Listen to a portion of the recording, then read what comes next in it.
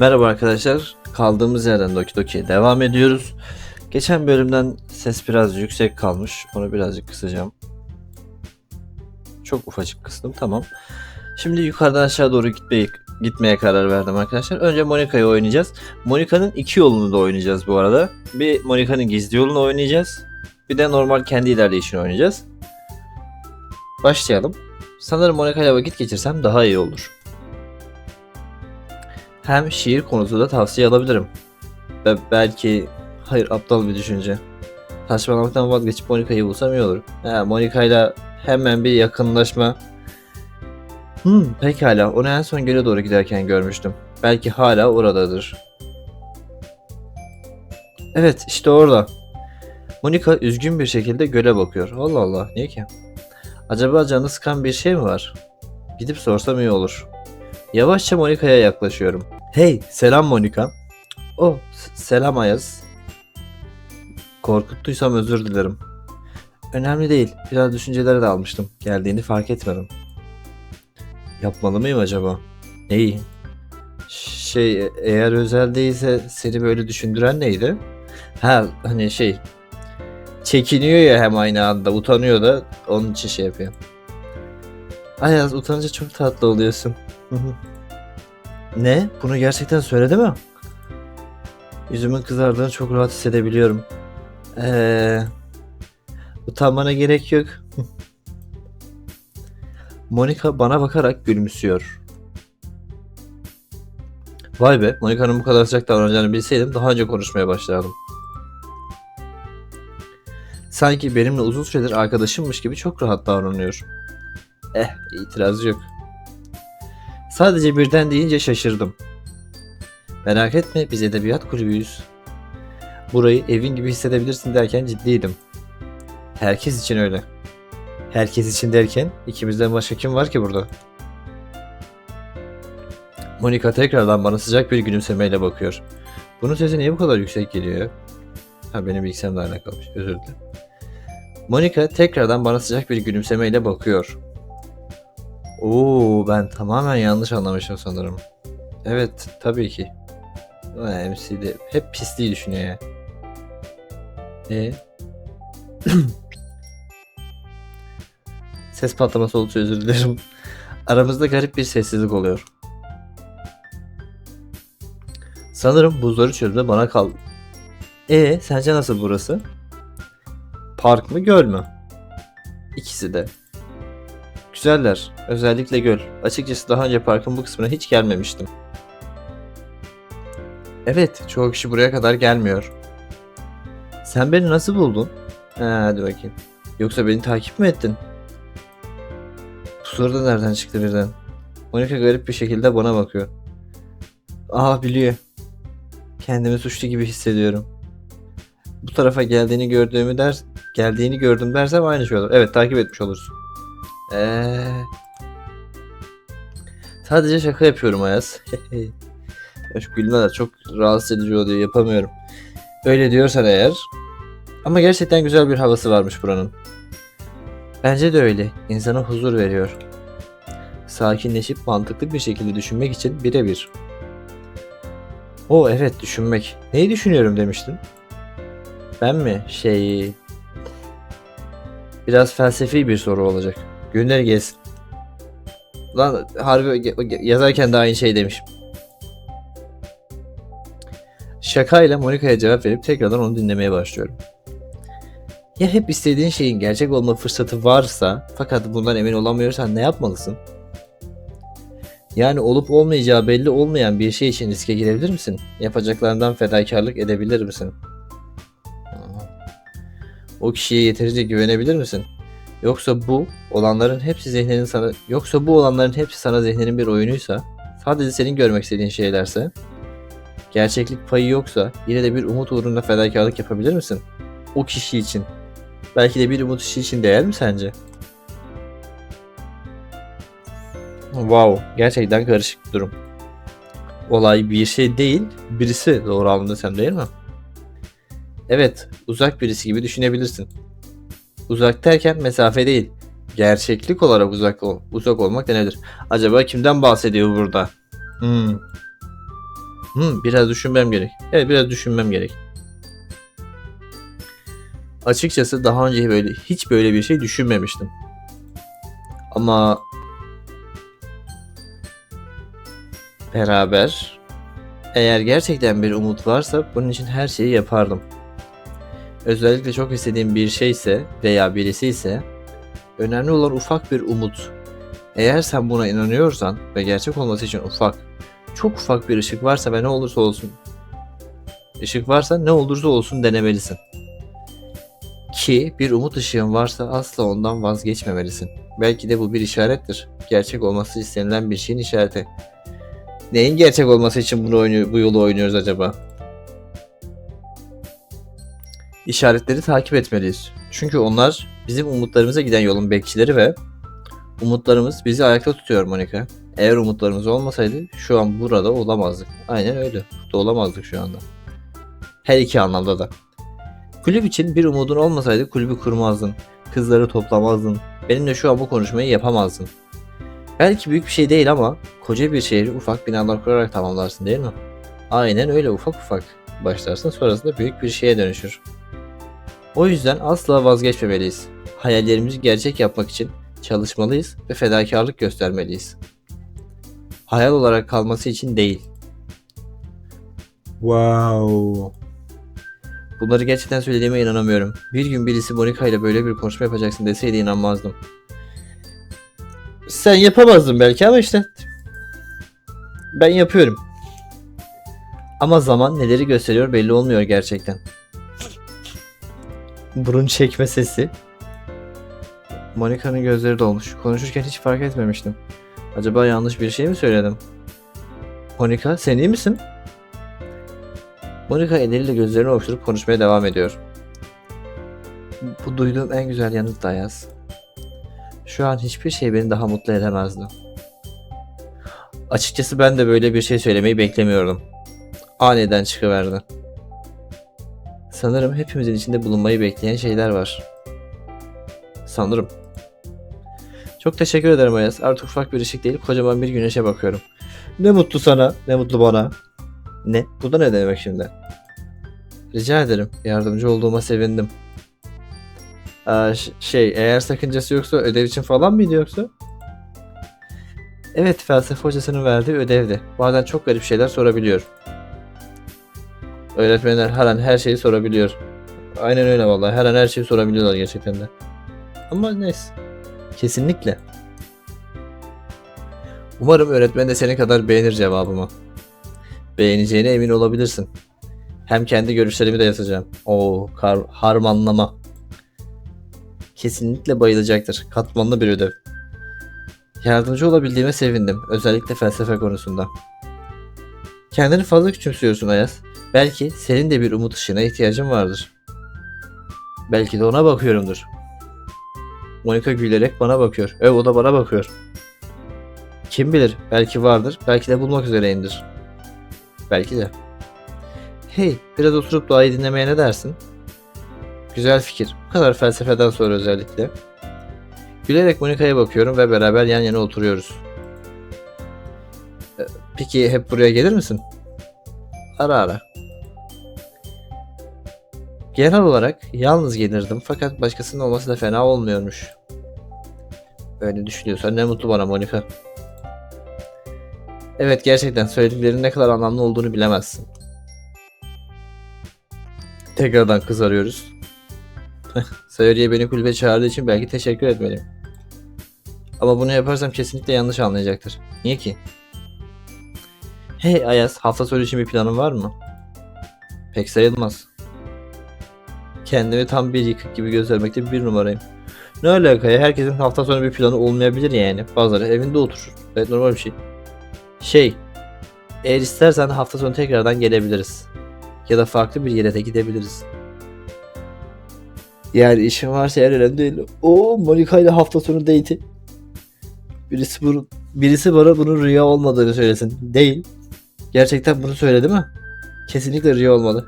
Değil, gerizekalı. Dudağını ısırır. Rüya değilmiş. Peki o zaman. Sakin ol Ayaz. Sakin ol. Sakin ol. Evet tabi. Güzel olur. Ya, max cevap bu kadar. Olur. Cumartesi buluşuyoruz. Olur, buluşalım. Benim için uygun. Ama nerede buluşacağız?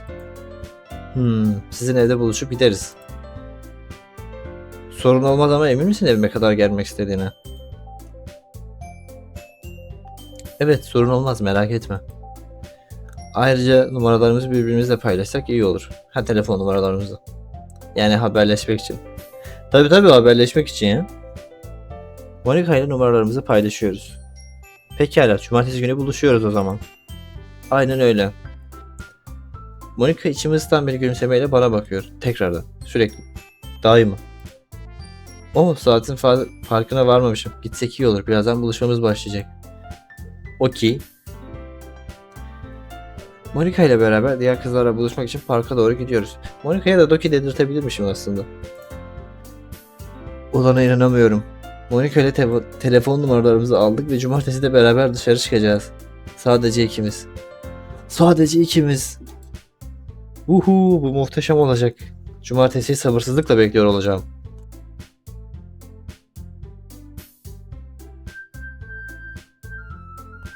Tekrar buluşma yerine geldik. Birkaç dakika bekledikten sonra hepimiz buradayız. Monika söze başlıyor. Evet millet, öncelikle bugünkü etkinliğimiz güzel miydi? Tüm kızlar onaylar şekilde kafa sallıyorlar. Pekala. O zaman yarın içinde güzel bir planım var ve bu sefer önceden hazırlık yapabileceğiz. Güzel, hazırlıksız gelince yapacak pek bir şey olmuyor çünkü. Nereye gideceğiz peki?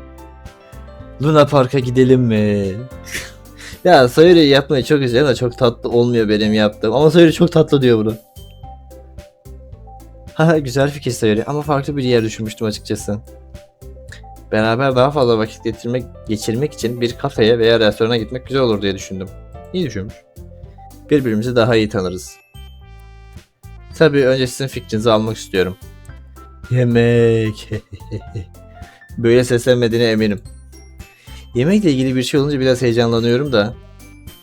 Hevesli olmana sevindim Sayuri. Peki ya siz ne düşünüyorsunuz? Bence güzel olur. Hem birbirimizi daha iyi tanırız, senin de dediğin gibi. Sadece çok kalabalık olmasın yeter. Endişelenmene gerek yok Yuri. Gittiğimiz saatlerde fazla kalabalık olmayacak bir yer seçtim. Harika. Teşekkürler. Yuri gerçekten insanların çok olduğu yerleri sevmiyor sanırım. Ben de sevmiyorum. Allah Allah. Umarım fiyatlar da düşüktür Monika. Hay. Saçma bir yemeğe servet verdiğimiz yerlerden değildir. Burada da öyleyse yazık yani, size de yazık. Onu da düşünüp tam aradığımız gibi bir yer seçtim Natsuki, merak etme. Pekala o zaman. Şimdilik bu kadar. Şiirlerimizi gösterme zamanı. İşte başlıyoruz. Gidip şiirimi gösterme zamanı. Hadi.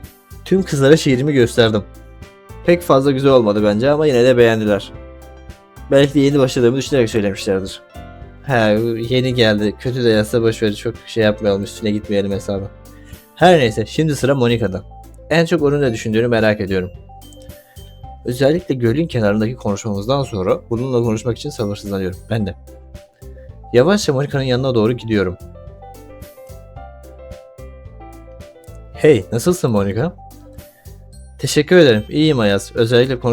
Özellikle konuşmamızdan sonra kendimi daha rahat hissediyorum. Monika'nın beni övmesi gerçekten çok güzel bir şey, fakat bir o kadar da utandırıcı bir durumda hissediyorum kendimi. Yani Monika seni övüyor yani. Güzel. Bak, bana bağladı. Peki şiirini görebilir miyim? Eğer onun için geldiysen tabii. Başka ne için geldin mi? Tabii, bir saniye. Şiirimi Monika'ya göstermek için sabırsızlanıyorum. Umarım hoşuna gider. Şiiri çıkarmak için elimi cebime atıyorum fakat bir şey yok. Az önce buraya koyduğumdan eminim. Monika'nın karşımda olduğunu unutup telaşlı bir şekilde ceplerime bakınmaya başlıyorum. Kaybetmedin değil mi? Az önce buradaydı. Belki de tekrardan çantama bırakmışımdır. Hemen geliyorum. Pekala. Monika bana gülümseyerek bakmaya devam ediyor. Bankın üstünde olan çantama gidiyorum. Telaşlı bir şekilde çantamı arıyorum. İşte. Şiir kağıdımı bulup Monika'nın yanına geri dönüyorum. Bulduk bu sefer. Az önce cebimizi arayıp bulamamıştık. Evet, çantama bırakmışım. Nasıl oldu ve neden oldu hatırlamıyorum ama en azından kaybetmemişim. Bazen yaptığımız şeyleri hatırlamak gerçekten zor oluyor. Belki de biz yapmıyoruzdur. Ne demek biz yapmıyoruz? Monika'nın felsefi konuşmaları için şu anda pek de havamda değilim. Hem ben yapmıyorsam kim yapmış olabilir ki? Değil mi yani?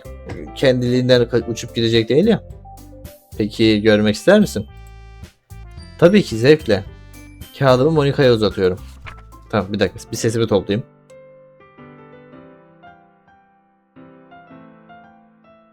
Evet. Bakın burada da ufak bir Monika çibisi var. Monika'ya şiir gösterdiğim zaman ya da Monika'nın şiiri olduğu zaman bu çıkıyor ekrana. Bunu da ben yaptım. Yalan dünya.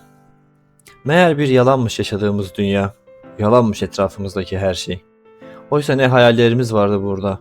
Gerçekleşmeyi bekleyen. Ne olursa olsun yaparız dediğimiz. İyi, gerçekleşmesi mümkün. Sadece bizim olan hayaller. Katı duvarlar arasında sıkışmaması gereken hayaller. Ama belki düzeltebiliriz birlikte. Seninle sonsuza kadar gidecek bir ömürde. Peki şimdi o hayalleri gerçek yapsak birlikte? Evet. Bunu biz yazmış olamayız. Çok güzel olmuş bu. Bu bizim şiirimiz bu arada. Monika'ya gösterdiğimiz. Ve fark ettiniz mi bilmiyorum. Fark etmeyenler için göstereyim. Şiirin başlığında Monika olarak yazdım.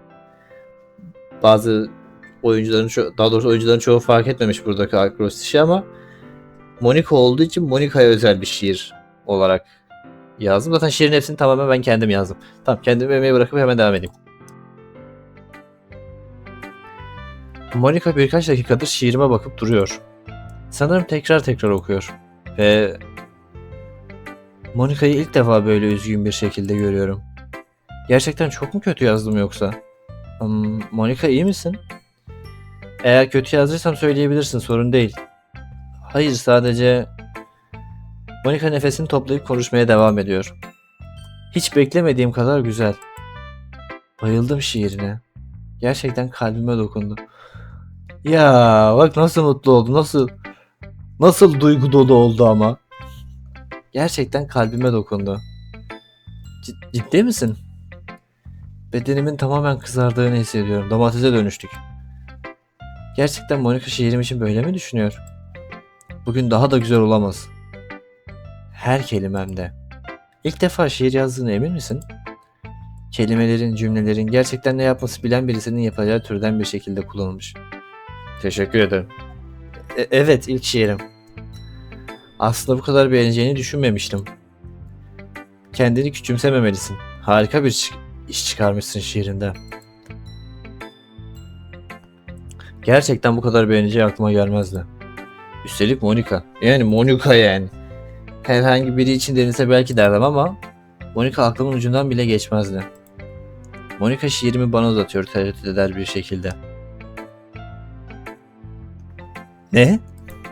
Şiiri ben de okuyorum tekrardan. Bunu yazdığımı hatırlamıyorum. Belki de şiir yazarken fazla yorgundum ve hatırlamıyorumdur. Olabilir. Yoksa birisi gelip bana şiir verecek değil ya. Değil mi? Yani birisi gelecek böyle senin hayatını değiştirmeye çalışacak falan. Sana güzel bir şiir yazacak. Ne alaka? Hey Monika, istersen şiir sende kalabilir. Yani bu kadar beğendiysen sana bir hediye olarak vermek isterim. Helal lan. En azından bunu yapabilirim. Çok teşekkür ederim Ayaz. Benim için ne kadar anlamlı olduğunu bilemezsin. Seninle konuşurken zamanın nasıl geçip gittiğini anlamıyorum. Gitme vakti çoktan gelmiş bile. Kızlara haber versek iyi olacak. Pekala. Monika tekrardan konuşmasını yapıyor ve teker teker gitmeye başlıyoruz. Hey Ayaz gidelim mi? Olur Sayuri gidelim. Hemen geliyorum Sayuri. Çantamı toplarken Monika arkamdan gelip kulağıma fısıldıyor. O ne öyle? Bugün geldiğin için teşekkürler. Seni aramızda görmek gerçekten güzel. Rica ederim. Bu kulübü kurduğun için ben sana teşekkür ederim. Asıl ben thank you. Monika bir şey demeden çantasını alıp gidiyor. İlginç. Ben de Sawyer'i fazla bekletmezsem iyi olacak. Hazır mısın? Evet, hadi gidelim.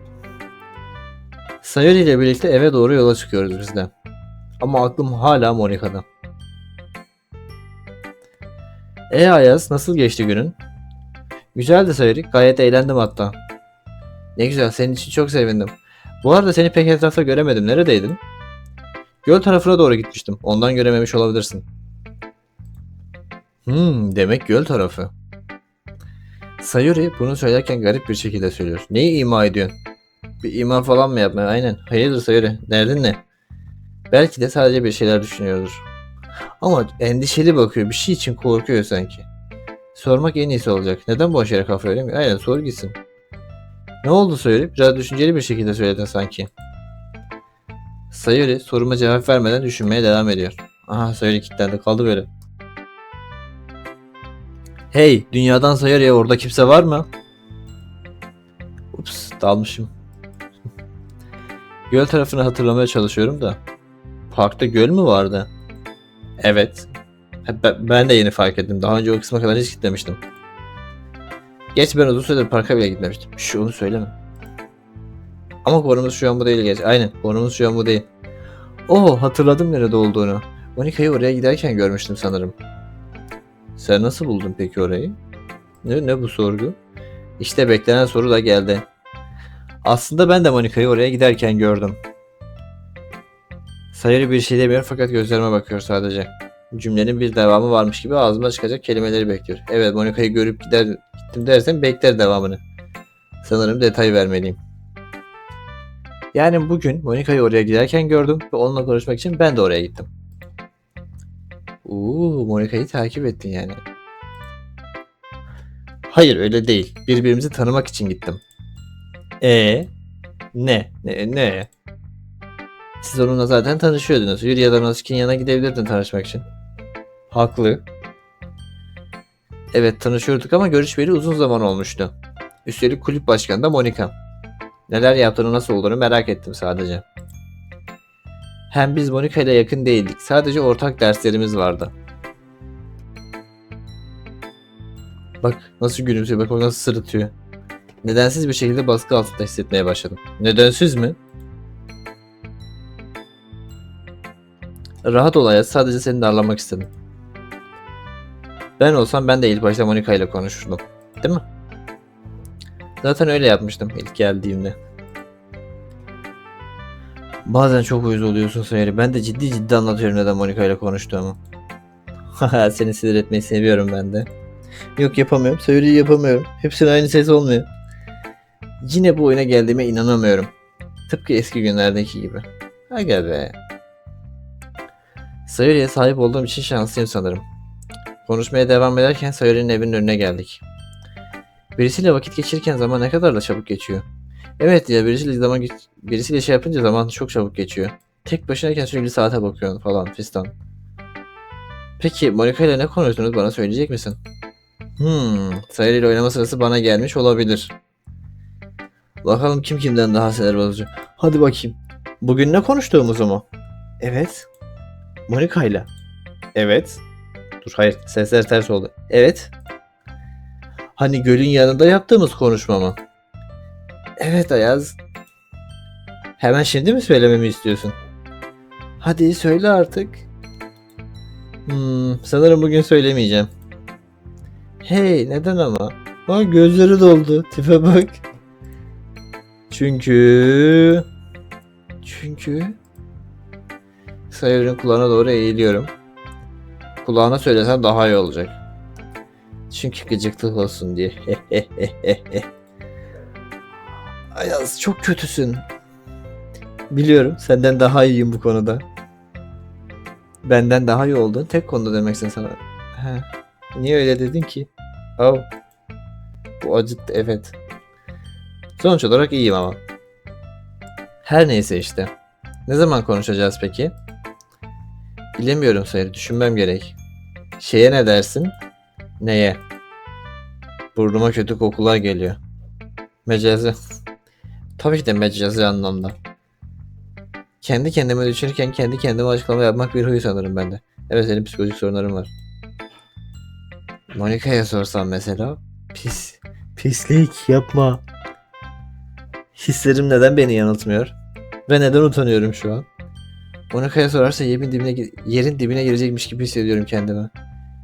Bir şey de konuşmadık gerçi ama yine de Monika'ya sorması ayıp olur. Sanırım. Peki sen kazandın. Yarın konuşuruz olur mu? Bugün yoruldum çünkü. Pekala. Monika'ya sormak yok ayrıca.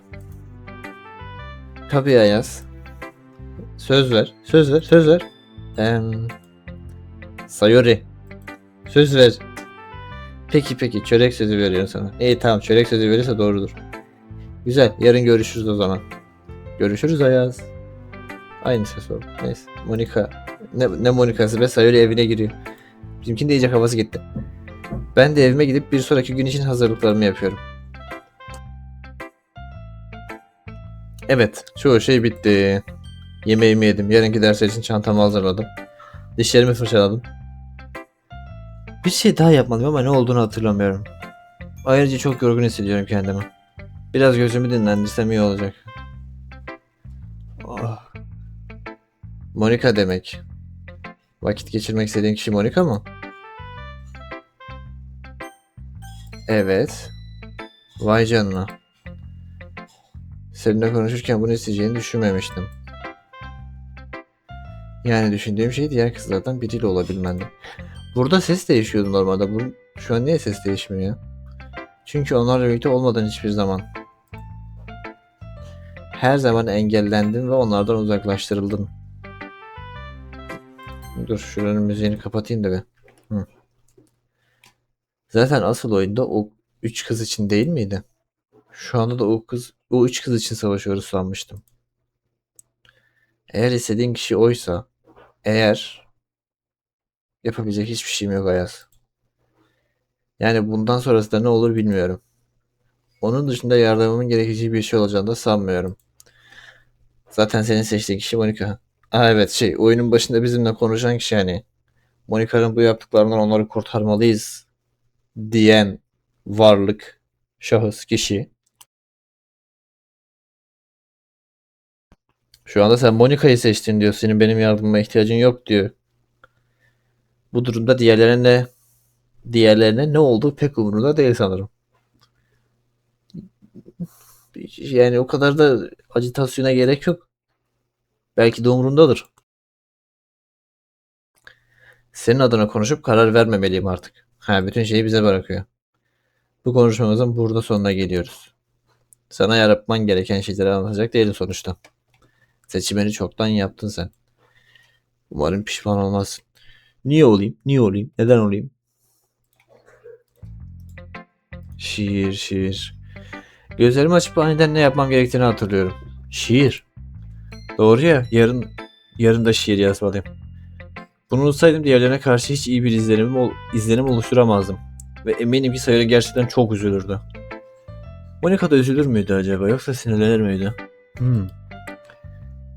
Belki de benim sorumsuz ve işe yaramaz birisi olduğumu düşünürdü. Bak Monika ile iki konuştu ya hemen Sayori'den sonra Monika'yı düşünüyor. Acaba Monika ne düşünürdü? Onların ne düşündüğüne daha fazla kafa yormaktansa gidip şiir yazsam daha iyi olacak. Aynen. Onun beğendiği şeylerle ilgili birkaç kelime işime yarayacaktır. Şiir yazma zamanı. Bana bir karakterine ilgili olan beğendiği kelimeyi seç. Ama Monika ile ilgili yazacağım. Yatak, köpek. Bak hangi karakterinse o zıplıyor görüyor musunuz? Bak tık. Parlak, ambiyans, esir. Aha esir. Gecelik cehennem, sıra dışı. Monika sıra dışıdır. Bulaşma yok. Felsefe yok. Karanlık. Babacım ölüm, çizgi film, renk, çiçek, sonsuzluk. Monika. Yargı yok. Felaket. Tatil, gül, affetmek. Boşluk.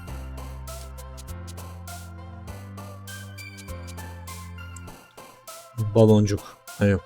Doruk. Yalın. Birlikte. Niye bu kadar sevindim bilmiyorum. Bilgili. Kafes. Soru mu? Yok. Kargaşa değil. Yetkilendirme. Liderlik. Kasırga değil. Tezahürat, varyans. Yatsıma, tatlı, patlama, ruj. Bunlardan hiçbiri Monika'nın değil. Yatsıma, Gürün 2 olsun bir tane. Şanslı, korku, zümrüt. Onun zümrüt gözleri var. Uyumsuz, korkutucu, kalp atışı.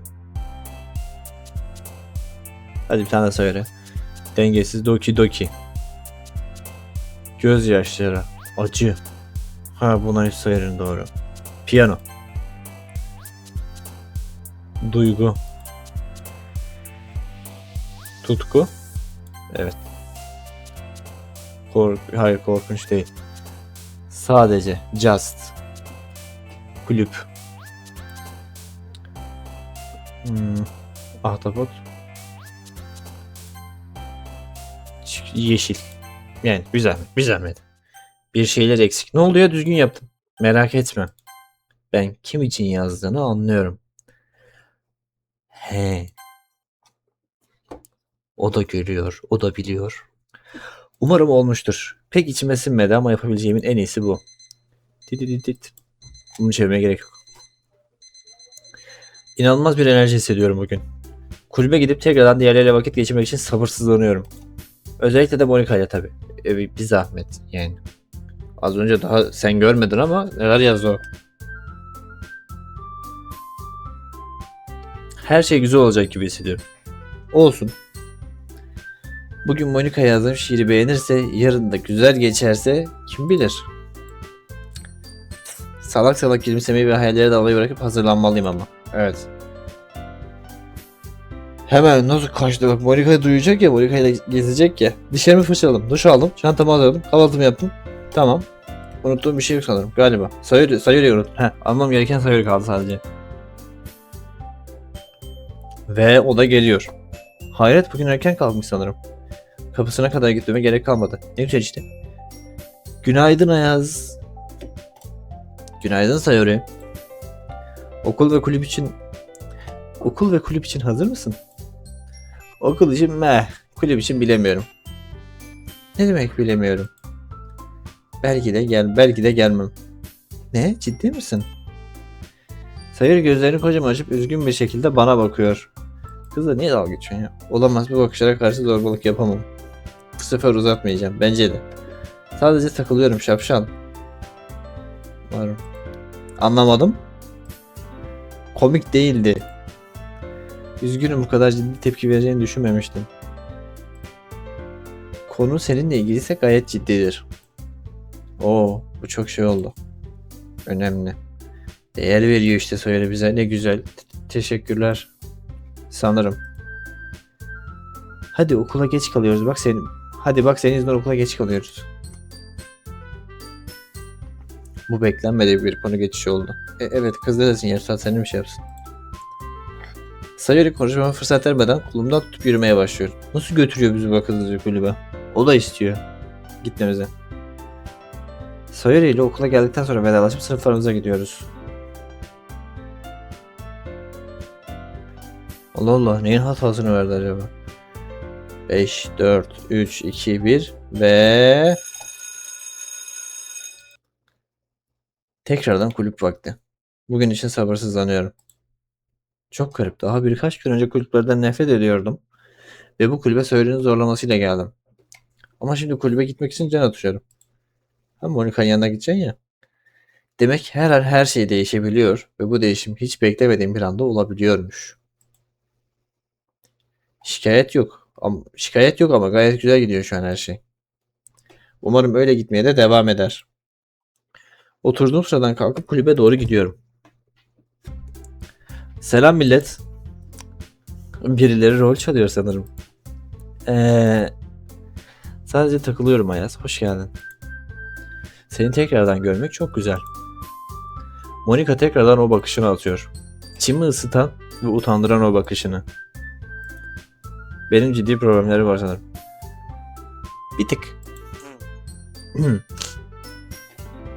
Bir an ciddi bir şekilde söylediğini sandım Monika. Ben de elimden geldiğince sıcak ve olumlu cevap vermeye çalışıyorum Monika'ya karşı. Umarım bunu yaparken salak gibi görünmüyorumdur.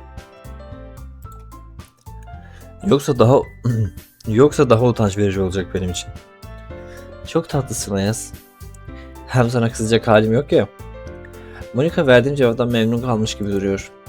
Gerçi o her zaman güler yüzlü, güzel, çalışkan, çekici. Ne saçmalıyorum ben ya. Tamam, tamam güzel, sevdin, okey. Hoş geldin Ayaz.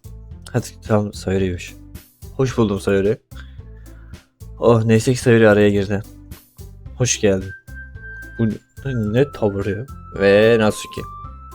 Bana biraz kızmış gibi bakıyor. Niye ki? Gerçi o genel olarak hep böyle bakıyor. Doğru. O genel olarak hep böyle bakıyor. Yani 2 günden beri. Biz de Natsuki ile senin kaçıp kaçmayacağını konuşuyorduk. He üstüme bahse girmişler. İşte şimdi Natsuki'nin neden sinirli baktığının sebebini anladım sanırım. Ne? Neden böyle bir şey yapacağımı düşündünüz ki? Yani bilirsin ya işte. Sayori sözcükleri yuvarlayıp duruyor. Çıkar ağzındaki baklayı Sayori. Diyecek bir şey olmadığı zaman sürekli yaptığı gibi. Çünkü senin hiçbir işi tam yapmayan ve her şeyi yarıda bırakan birisi olduğunu söylüyor. Ben, hayır, tövbe. Sayori? Şey... Klasik Sayori. Arkamdan güzel bir şey söylese şaşardım. Peki kim kazandı ve iddia neydi? Ayrıca hoş geldin Ayaz. Hoş buldum Yuri. Selam Yuri, hoş buldum. Tabii ki ben kazandım. Natsuki'nin bana bir düzine çörek borcu var. He, vay çakal. Hem de kendisi yapacak. Vay çakal. Beni yanlış yönlendirdi. Bunu dipnot olarak söyleyeyim. Ne? Öyle bir şey yapmadım. Az önce bana Ayaz'ın bir işe başlayıp 4 yıl sonra devam etti dedin. Nasıl bir insan böyle bir şey yapar ki? Madem bitirmeyeceksin neden başladın? Hadi başladın niye bitirmedin? Hadi bitirmedin 4 yıl sonra niye devam ediyorsun? Değil mi? Mantıklı. Bunlar hep sorulması gereken sorular. Katılıyorum Natsuki, haklı. 4 yıl mı? Gerçekten mi? Ayaz? Herkes sorgular gözlerle bana bakıyor. Bir anda neyin içine düştüm ben? Bunlar hep Sayori'nin suçu. Hep Sayori'nin ortaya çıkarması. Öncelikle bu çok uzun bir mesele ve 4 yıl değil daha kısa bir sürede bitirdiğim bir işti o. Değil mi Sayori? Evet doğru söylüyor. Üzgünüm biraz abartmış olabilirim. Bu arada burada bu metni şu yüzden yazdım. Ben bu modu 2020'de yapmaya başladım. Demosu o zaman çıktı. Karakterlerin hikayesini o zaman da devam ettim. Şu an ana gördüğünüz modun hikayeleri aslında bayağı eskiye dayanıyor. Ama çeşitli sebeplerden dolayı ben bu modu devam ettiremedim. İşte üniversite sınavıydı, üniversiteye gittim sonra üniversite okumaya devam ettim vesaire. Onun dolayı çok uzun sürdü. Bu modun tam sürümüne çıkması işte yaklaşık 5 yıl falan sürdü. Ondan dolayı şey yaptım. 4 yıl dediği de aslında 4 yıl sonra bir daha devam ettim. 2024'te ben bu modu yazmaya bir daha devam ettim. Çoğu hikayeyi bitirdim. Sadece karakterlerin görselleri kaldı. Onu da 2 yıl sonra bitirdim. 1 yıl sonra, 1,5 yıl sonra bitirdim. Ondan dolayı aslında böyle bir diyalog var. Bu diyalogun asıl amacı, asıl temel dayanağı o. Yani MC derken yazar olarak bana söylüyor. Ben kendim için yazdım burayı da. Ne kadar da narsist bir adam. Nasıl bir işten bahsediyoruz burada? Önemsiz bir konuydu. Ben bile hatırlamıyorum artık ne olduğunu. Daha şimdi anlattım ama. Yatağını toplama falandır kesin. Öyle bir şey olacağını sanmıyorum nasıl ki. Tabii ki değil. Tamam bu kadar eğlence yeter. Şükürler olsun. Teşekkür ederim. Allah razı olsun. Artık şiirlerimi gösterme vakti. Şiirleri gösterme vakti. Şiirimi kime göstersem acaba? Sayori. Önce arkadaşımızdan başlayalım. Sanırım ilk başta Sayori'ye göstermem daha iyi olacak. Daima olumlu bir yorumu vardır onun. Güzel bir başlangıç olacağına eminim. Aynen. Bir moral motivasyon verir bize. Hey Sayori. Selam Ayaz.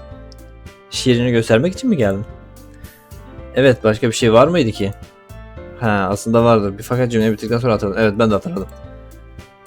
Bunu Sayori ile baş başayken konuşmamız daha iyi olur. Şu anlık sadece şiirimi göstereceğim yani. Başka bir şey için sonra konuşuruz. Olur mu? Sabırsızlanıyorum. Şiir için mi yoksa dedikodu için mi acaba? İkisi için de. Sorgulamayacağım. Pekala ilk ben başlayayım o zaman. Sayori'ye şiirimi veriyorum ve okuması için bekliyorum. Bayıldım. Her geçen gün daha iyi oluyorsun Ayaz. Bak nasıl bir hüzünlendi, bir gurur kaynağı, hüzünç kaynağı. Kimin sayesinde? Kimin? Elbette senin sayende. Hehe. Hehe. Bu kadar mı peki? Başka söyleyecek bir şeyin yok mu? Sanırım yok. Bence gayet güzel yazmışsın. Gerçi bazı kelimelerin biraz kafa karıştırıcı ama güzel yine de. Yuri'nin şiirlerinde de çok fazla garip kelime var ama onun şiirleri de çok güzel. Gerçi tarzı pek bana uygun değil ama olsun. Öyle diyorsan öyledir. En azından bak güzel ama bana göre değil diyor. Ben seninkine bakabilir miyim? Elbette. Şimdi de ben Sayori'nin şiirini okumaya başlıyorum. Benim küçük sevgim.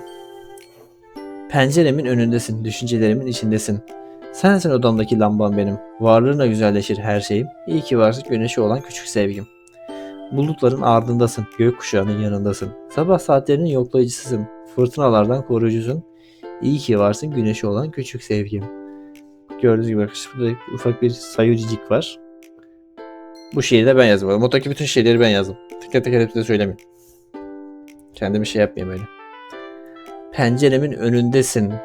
Düşüncelerimin içindesin. Penceresinin önünde kimin evi var? Hani belki olabilir. Neyse devam edeyim. Oldukça güzel bir şiir olmuş. Sayori'nin kendisi gibi sevgi dolu ve neşe içeriyor. Gerçi bazı kelimeleri biraz garip. Ama sonuçta hem anlam olarak hem duygu olarak oldukça güzel. En azından mutlu hissettim okuyunca. Bu yeterli bir şey olmalı. Kesinlikle. Ne düşünüyorsun? Çok güzel olmuş Sayori. Teşekkür ederim Ayaz. Beğenmem benim için çok önemliydi. O zaman çok çok beğendiğimi söyleyeyim Sayori. Şiirlerin de tıpkı senin gibi. Nasıl yani? Masmavi, parlak ve parlıyor. Oo, çok tatlısın Ayaz. Bunlar çok güzel kelimeler. Sen benim en iyi arkadaşımsın Sayori. Ve bunlar benim dürüst düşüncelerim. Emin olabilirsin. Neden bilmiyorum ama çok mutluyum. Özellikle Sayori'yi böyle gördükçe. Niye mutlu olmuyorsun ki? Yani mutlu gördükçe. İyi hissediyorum. Teşekkürler Ayaz. Şimdi korkmadan yürüye gösterebilirim. Pekala, bitince görüşürüz tekrar. Görüşürüz. Şiirimi gösterebileceğim kim var diye bakıyorum. İşte orada. Sanırım şimdi yorumundan en korktuğum kişiye göstereceğim. Natsuki. Evet. Natsuki'nin yanına doğru gidiyorum. Hey, ne haber Natsuki? Natsuki bana şey yaptı. Ceza verdi. İşte idare eder. Boğazım takıldı. Yuri'nin yanından geliyorum. Şiirimi ilk ona gösterdim. Beğendiğine eminim. Tabii ne demezsin. Söyle bakalım sen kime gösterdin şiirini ilk önce? Sayori'ye gösterdim. Ne de olsa en yakın arkadaşım. Mantıklı bir karar vermişsin. Seni gibi bir çömez için en iyi yorumu o yapar zaten. Niye öyle dedik? Öyle davranmak zorunda mısın? Evet. Hiç de takmıyor. Natsuki sırtarak suratıma bakıyor. Sanırım Natsuki'de bu. Herkesin farklı bir karakteri var tabi. Sorgulamak bana düşmez. Aynen. Şiire geçebilir miyiz artık? Peki kendikini göster bakalım. Evet şiir. Kendi şiirimi Natsuki'ye verip okuması için bekliyorum. İşte. Ne demek işte? Biraz saçmalamışsın ama çok da kötü değilsin. Bunu beğendin diye yorumluyorum. Karman çorman olmuş biraz yoksa idare edermiş. Yan yana kelimeleri sıralamışsın. Karmaşık bir tarzda ilerlemişsin ayrıca. Yuri'nin ve Monika'nın yazım şekline benziyor. Daha çok Monika'nın. Tabii edebiyat anlamında bakarsak Monika'nın yanından bile geçemezsin. Öyle bir iddiam yok zaten. Benim seviyeme ulaşamazsın bile zaten. Bu moral verici konuşma için teşekkür ederim. Oldukça iç açıcı oldu gerçekten. Gerçekten nasıl çok teşekkür ederim. Seninki nasıl merak ediyorum. Al bak bakalım. Olabiliriz. Saçlarımız farklıdır, zevklerimiz farklıdır, boyumuz farklıdır, isteklerimiz farklıdır. Yanına yaklaşabilirim, seninle anlaşabilirim, arkadaş olabilirim, yani seninle olabiliriz. Bana kelimeleri sıralamışsın diye yeni şiirine bak. Ee, Hiçbir şey anlamadım ben. Galiba birisiyle arkadaş olmak istiyor. Galiba. Natsuki. Evet. Yuri için mi yazdın bu şiiri acaba? Ne? Nereden çıkarıyorsun böyle aptalca şeyleri? Bilmiyorum, nedense öyle geldi. Sana öyle geldiğine göre sana öyle gelmiştir. Yuri öyle bir şey söylemedi hiç. He, Yuri'ye yazmış. Ama Yuri fark etmemiş. Ne dedi ki Yuri? Hiçbir şey demedi. Sana göstermek bir hataydı. Natsuki şiiri elimden alıp arkasına dönüp gidiyor. Keşke Yuri de anlasa. He. Yuri ile arkadaş olmak istemiş ama Yuri anlamamış. Çok mantıklı Yuri'nin anlamaması. Sanırım artık başkasına gösterebilirim. Yuri. Yani sırayla. Natsuki'den sonra iyi bir seçenek olur. Hem Natsuki'nin şiiriyle ilgili konuşabilirim onunla. Aynen, konuşacak konumuz da var bak. Miskin. Merhaba Yuri. Selam Ayaz. Şiirini göstermek için geldiğini varsayıyorum. Evet ve hayır. Anlamadım. Anlamadım. Sana bir şey sormak istiyorum. Natsuki ile ilgili. Peki.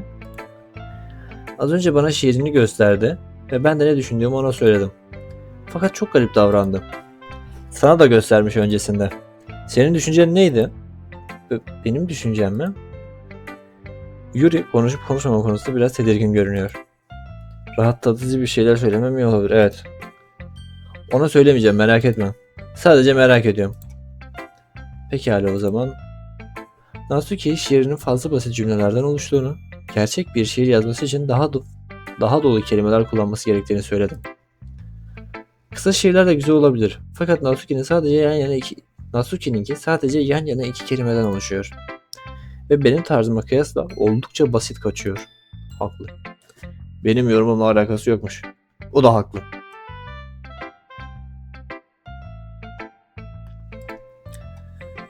Ve birkaç şey daha söyledim fakat tam hatırlamıyorum şu anda.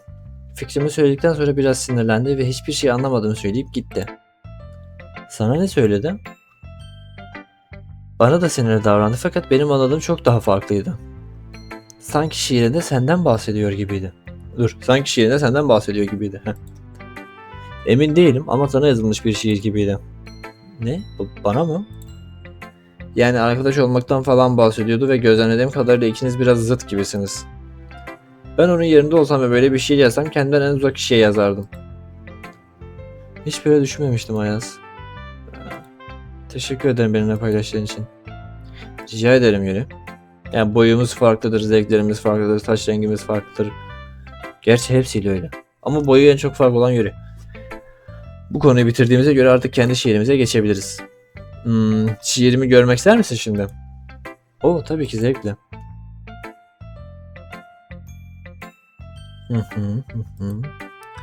Peki. Yuri şiirimi okurken kendi kendine konuşuyor aynı zamanda. Ne inceli de. Alabilirsin Ayaz. Ayrıca belirtmek isterim ki kendini geliştirirsen oldukça iyi yerlere gelebilirsin. Teşekkür ederim. Öyle mi? Öyle mi? Kesinlikle. Ne kadar çok yazarsan ve okursan o kadar iyi olacağına eminim. Sürekli gösterip fikir almayı da unutmamalısın. Tabii kendi tarzında yazanlara. Şu anki şiirinin yazım tarzı benimkine ve Monika'nın şiirlerine çok benziyor. Bak nasıl utandı, nasıl kızardı, bu da domatese döndü. Aynı bana benziyor. Sana zevkle yardım edebilirim ben. Eminim Monika da aynı şekilde düşünecektir. Çok teşekkür ederim Yuri. Rica ederim. Bana mı öyle geliyor bilmiyorum ama Yuri bazen konuşurken dalıp gidiyor ve ben araya girince tekrar uyanıyor gibi. Sevdiği şeylerle ilgili konuşmak ona iyi geliyor sanırım.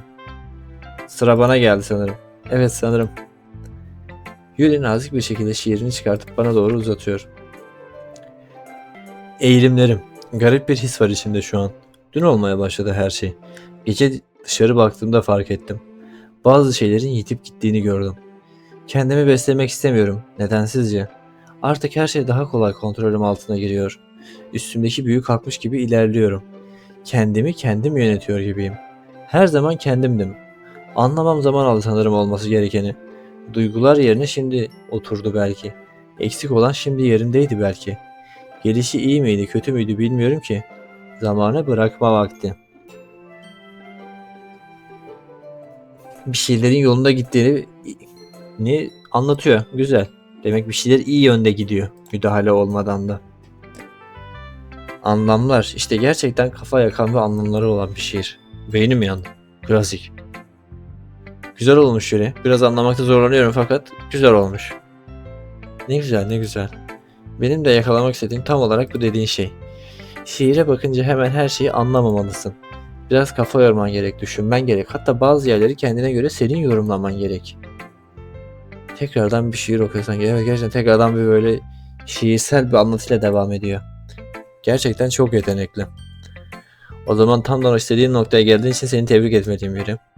Umarım bir gün ben de senin kadar iyi yazabilirim. Yazacağına eminim Ayaz. Şimdi kusura bakmazsan senin dediğin şeyi biraz düşünebilir miyim acaba? Natsuki hakkında olan mı? Evet. Elbette Yuri. Yardımcı olacağım bir şey olursa seve seve yardım edebilirim bu arada. Aklında bulunsun. Çok sağ ol Ayaz. Yuri teşekkür ettikten sonra sırasına geri dönüyor. Sanırım. Her neyse benim şu anda daha... her neyse benim şu an daha önemli bir işim var. Sıra ona geldi. Derin bir nefes al. Sakin olmalıyım. Sakin olmalıyım.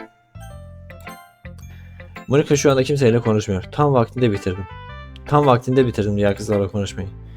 Ya şimdi ya asla. Ayaz? Şansıma tüküreyim, mal gibi kaldım.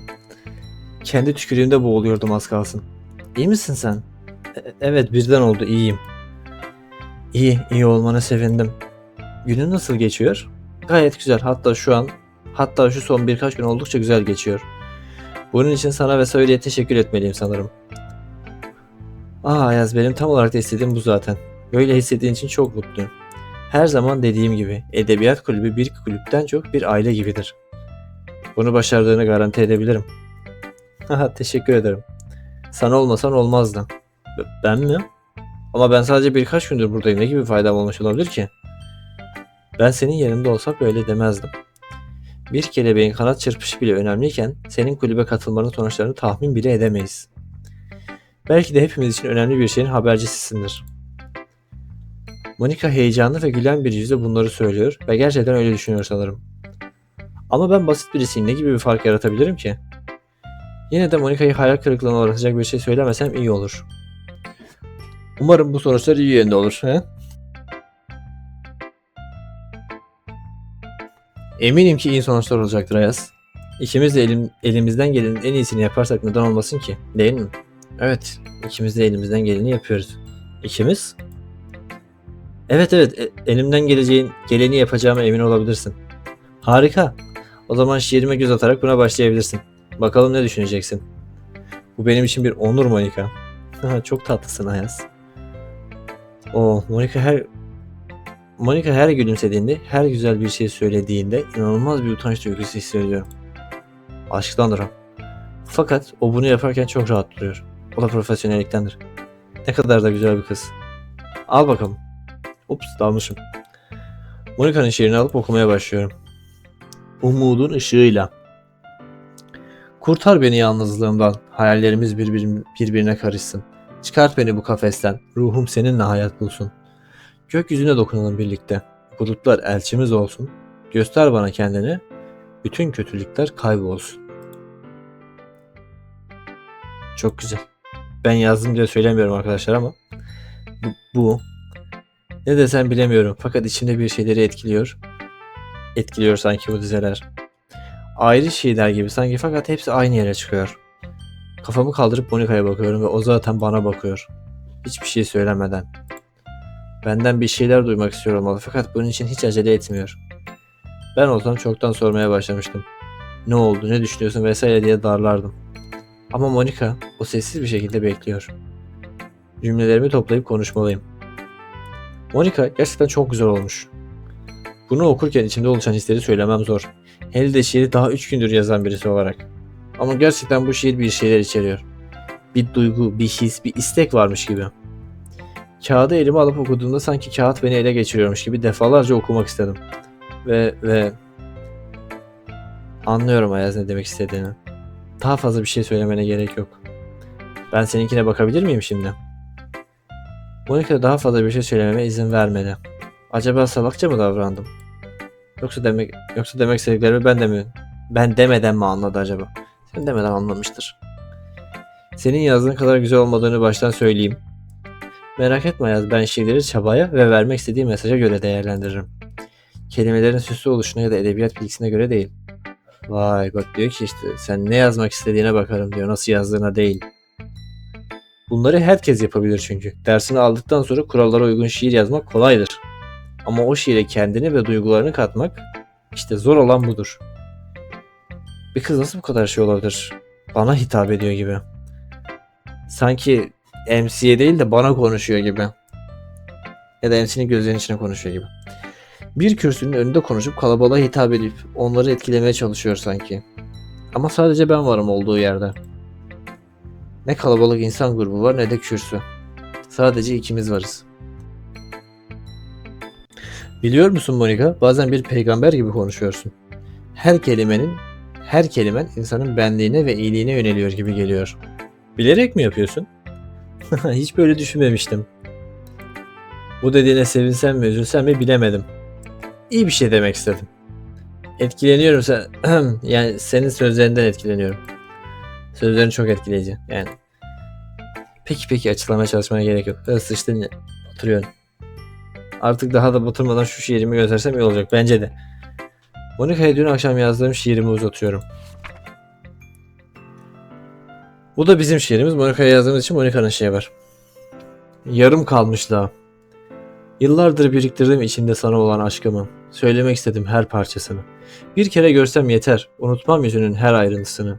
Gözlerimle konuşmak istedim canım sevdiğim. İmkansızlığın da ötesindeydi sana olan aşkım. Konuşmak istesem de engellerle kuşatıldım. Yıkılmadı sana olan bu aşkım. Göstereceğim gün yakındır artık ey beyaz taçlım. Beyaz taçlım derken yani kimin kafasında beyaz şey. Ayaz, bu çok güzel olmuş. Hatta çok güzel az kalır, bu mükemmel olmuş. Gerçekten mi? Vay be, Monika'nın şiirimi bu kadar beğeneceğini düşünmemiştim. Üstelik rol yapıyor gibi bir hali de yok. Gerçekten hoşuna gitmiş. Evet Ayaz, gerçekten bayıldım. Benim yerimde gözün falan mı var yoksa? Haşa. Sorry. Ne, asla öyle bir niyetim yok, yemin ederim. Ayaz, öyle bir niyetin olmadığını biliyorum. Ama geliştirilirse gerçekten harika şeyler çıkartabilirsin ortaya. Teşekkür ederim Monika, bunun anlamı çok büyük. Özellikle de böyle bir iltifatın senden gelmesi gururumu okşadı. Ben sadece olanı söylerim. Ne fazla ne eksik. Çok büyük adam.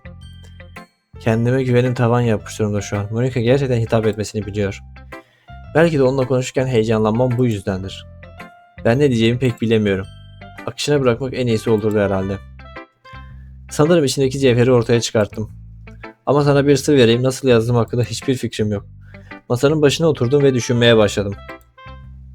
Nasıl yazabilirim, ne yazabilirim, aklıma hiçbir şey gelmedi.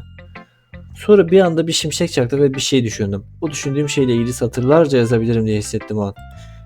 Neyi düşünmüş acaba? Neymiş acaba o düşündüğün şey, bana da söyler misin? Keşke bunu söyleyebilsem. O düşündüğüm şey... İnanır mısın, şu an hatırlamıyorum. Bir şey olduğunu ve kelimelerin aklıma hücum ettiğini biliyorum fakat ne olduğunu hatırlamıyorum. Herkesin başına gelir Ayaz. Özellikle de yeni yazmaya başladıysan ya da içinde tuttuğun bir şeyler varsa. Var, içinde tuttuğum bir şeyler var.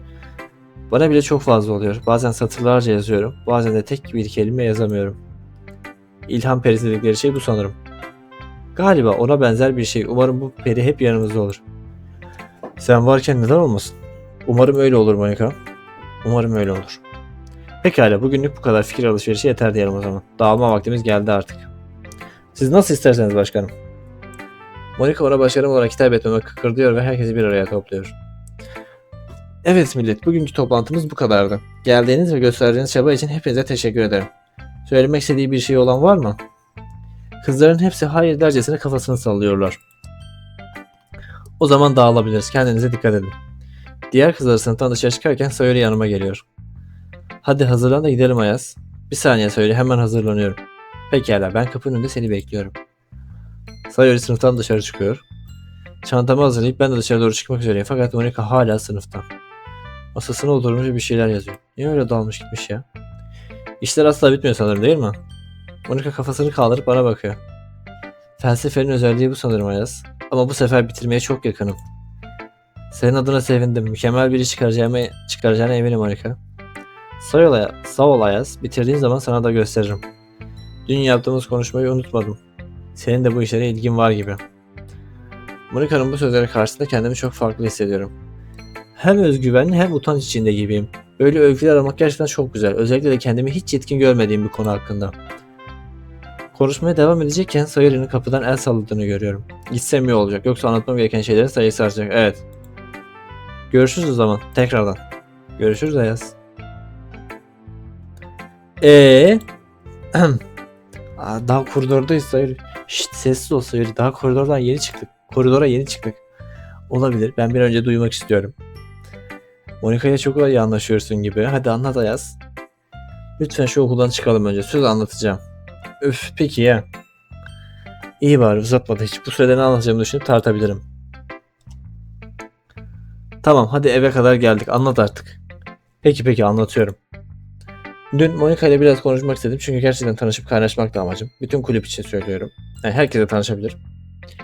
Fakat Natsuki ve Yuri ile konuşmaktansa ilk önce Monika ile konuşmak istedim. Çünkü daha önce birbirimizi tanıyorduk.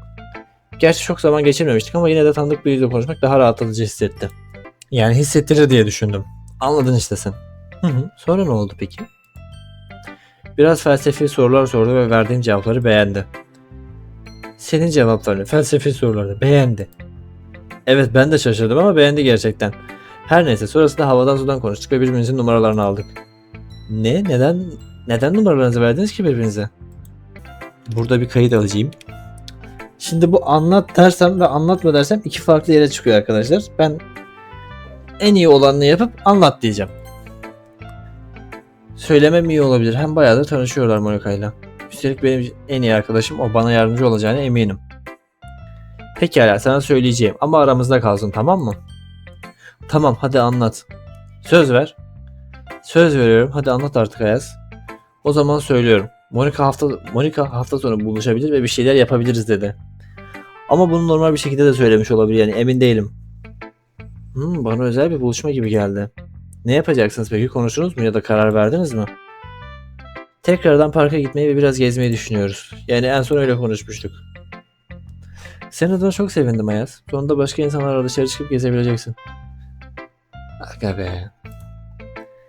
Benim dışında arkadaşın olmaması çok üzüyordu beni. Artık sadece... Ne? Ne? Artık sadece benimle takılmak zorunda değilsin. Ha. Güzel bir başlangıç yapıyorsun Ayaz. Orası gitti. Benimle takılmak zorunda değilsin kısmı gitti. Yok artık. Üstelik bana söyleyerek çok iyi yaptın. Biliyorsun arkadaşlar birbirlerine her zaman yardımcı olurlar. Bu yüzden ben de sana yardım edeceğim. Sanırım buna hayır diyemem. Bütün gün bilgisayar oyunları oynayıp duruyorum. Ne yapacağım hakkında hiçbir fikrim yok. Sanırım bu işime yarar. Pekala ilk olarak şunu sorayım. Direkt parkta mı buluşacaksınız? Hayır senin evine gelip oradan gidelim demişti bana. Yani önce benim evimde buluşacağız. O zaman şöyle yapabilirsin. Ona ortak bir yerde buluşmanın ikiniz için de daha iyi olacağını ya da direkt senin onun evine gelmek istediğini söyle. Daha centilmence davranmış olursun. Mantıklı. Ben niye düşünemedim ki bunu? Tamamdır, bunu not ettim. İkinci olarak da bilgisayar oyunlarını düşünme ve olabildiğince onunla ilgilen. Senin için zor olacak biliyorum fakat bunu yapman lazım. Ha. Ama bu konuda da haklı. Evet haklı. Yalan mı söylüyorum Ayaz? Tamam haklısın, özür dilerim. Dediklerini yapacağım. Tavsiyelerin için sağ ol. Sayori'ye sahip olduğum için çok şanslıyım. Ayaz. Sana sarılmak istedim sadece. Aga be. Bak nasıl da mutlular. Nasıl da happy'ler. İyi ki varsın Sayori. Teşekkür ederim Ayaz. Sen de iyi ki varsın. Sayori'ye sarılınca kendimi daha iyi hissettim. Garip bir his oluştu içimde. Teşekkür ederim Sayori. Birbirimizi bırakıyoruz ve tekrardan yerimizde duruyoruz. Ayrılma vakti geldi o zaman. Evet hafta sonu için sana bol şans. Teşekkürler Sayori. Sayori ile vedalaşıp eve gidiyorum. Evim güzel evim. Harika geçen 2 gün oldu. Şimdi ne yapsam acaba? Burada da ufak bir save alacağım. Monika ile buluşma planı yapabiliriz ya da Monika'ya şiir yazabiliriz. söyleyeyim. Monika'ya şiir yazdığımız zaman finalde özel bir ek sahne açılıyor. Direkt buluşma planı yaparsak final normal ilerliyor. O yüzden Monika'ya şiir yazacağım. Umarım utanç verici olmaz. Tamam, burada hızlı hızlı seçebilirim. Güzel oldu gibi. Onun düşünce sürekli yazmak istiyorum, anlatmak istiyorum. Bana neler oluyor bilmiyorum. Kendimde değilmişim gibi. Sanki her şey sadece Monika gibi. Sadece bak. Her neyse. Odamın ışıklarını kapatıp yatağa geçiyorum. Selam Monika, nasılsın? İyiyim Ayaz, sen nasılsın? Ben de iyiyim. Cumartesi günü ne yapacağımız hakkında tekrar konuşalım istedim. Tabii konuşalım. Benim evde buluşalım demiştin en son. Fakat ortak bir yerde buluşabiliriz ya da ben senin evine gelebilirim ve oradan gezmeye gideriz. Ne dersin? Hem sen zaten benim evimin yerini biliyorsundur. Sayırın hemen yanında oturuyorum. Ben senin yanına gelirsem biraz benim senin hakkında bilgim olur. Oo. Haha, haklısın. Eğer istersen geleceğin zaman sana tarif edebilirim. Bunun dışında benim de söyleyecek bir şeyim var. Nedir? Parka değil de daha farklı bir yere gidebiliriz istersen. Benim bildiğim manzarası çok güzel bir yer var. Harika olur, benim için problem olur. Fakat bir problem var. Gideceğimiz yere akşam gitsek daha iyi olur bence. Neden? Manzarası akşam çok daha güzel oluyor. Dur, telefonu kapatayım. Kendimi mal gibi hissediyorum. Dışımdan konuştuk, daha da malaşıyorum. Sakin ve normal bir konuşmaydı sadece. Sayuri'ye bir mesaj atalım. O telefonun kalan mesajlarına bakacağız şimdi. Selam Sayuri, uyanık mısın? Aa Ayaz, tabii ki uyanım. Yatağın içinde dönüp duruyordum sadece. Hayırdır, bu saatte uyku tutmadım seni de. Bir sorun yok değil mi? Yo, hayır, sorun yok. Sadece az önce Monika ile konuştum ve çok heyecanlıyım. Ne yapsam bilemedim. Sana yazmak istedim. Monika ile mi? Vay canına, bizim başkanla gece sohbeti ha. İlerliyorsun bakıyorum. Hadi anlat, meraktan çatlatma insanı. Neden bu kadar heyecanlısın? Hafta sonu için bir plan mı yaptınız yoksa? Evet, sana söylemiştim ya cumartesi günü buluşacak diye. Hemen unutmuş he. Az önce kesinleştirdik. Önce onun evine gideceğim. Sonrasında manzarası güzel bir yer biliyormuş. Oraya gidelim dedi. Ama gideceğimiz yere akşam vakti gideceğiz. Oo, akşam vakti ve manzara mı? Baksana şu işe. Bu kulağa bayağı romantik geliyor ha. Monika yerler konusunda hep çok zevklidir zaten. Eminim götüreceği yer harikadır. Hem akşam olması, yani ne bileyim, atmosferi falan bayağı özel hissettiriyor. Evet, düşününce doğru. Sakın heyecandan elini ayağına dolaştırma, tamam mı? Olduğun gibi ol yeter. O seni öyle seviyor sonuçta. Arkadaş olarak yani. Tabii, arkadaş olarak. Her neyse, verebileceğim bir şey, öneri ya da tavsiye var mı söyle? Dur bakayım. Söylenin, özel tavsiye köşesi açıldı. Şunu. Oyunlardan bahsetme, animelerden bahsetme.